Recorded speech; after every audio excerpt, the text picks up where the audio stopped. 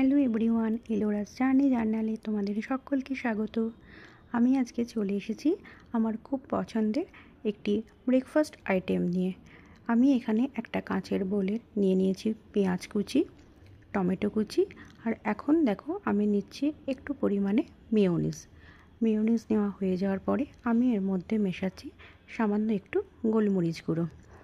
এরপর এই সবগুলোর মধ্যে আমি মিশিয়ে দেব ছোট ছোট টুকরো করে কেটে নেওয়া একটা বয়েলড এগ, যেটাকে আমি কিউবিক্যাল শেপে কেটে নিয়েছিলাম।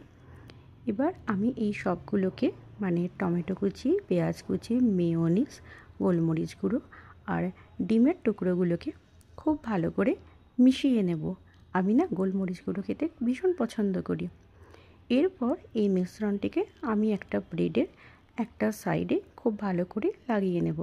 ব্রেডটাকে না আমি আগে থেকেই হালকা একটু সেঁকে নিয়েছি, মানে গ্রিল করে নিয়েছি বলতে পারো। যেহেতু কাঁচা ব্রেড আমি খুব একটা পছন্দ করি না, আর কাঁচা ব্রেডটা খেলে আমার একটু অ্যাসিডিটিরও প্রবলেম হয়, সেই জন্য আমি ব্রেডটাকে খুবই হালকা করে সেঁকে নিয়েছি। এটাই কিন্তু আমি কোনো রকম বাটার ইউজ করিনি। ব্রেডটা যখন আমি গ্রিল করেছি কোনো রকম বাটার ইউজ করিনি, এমনি নর্মালি গ্রিল করে নিয়েছি।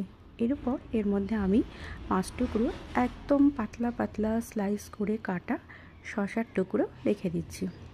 আমার না স্যান্ডউইচে শসা খেতে ভীষণ ভালো লাগে। এরপর দেখো আমি নিয়ে নিচ্ছি 2 টুকরো আপেল, আর এরপর নিয়ে নেব 2 টুকরো পেয়ারা।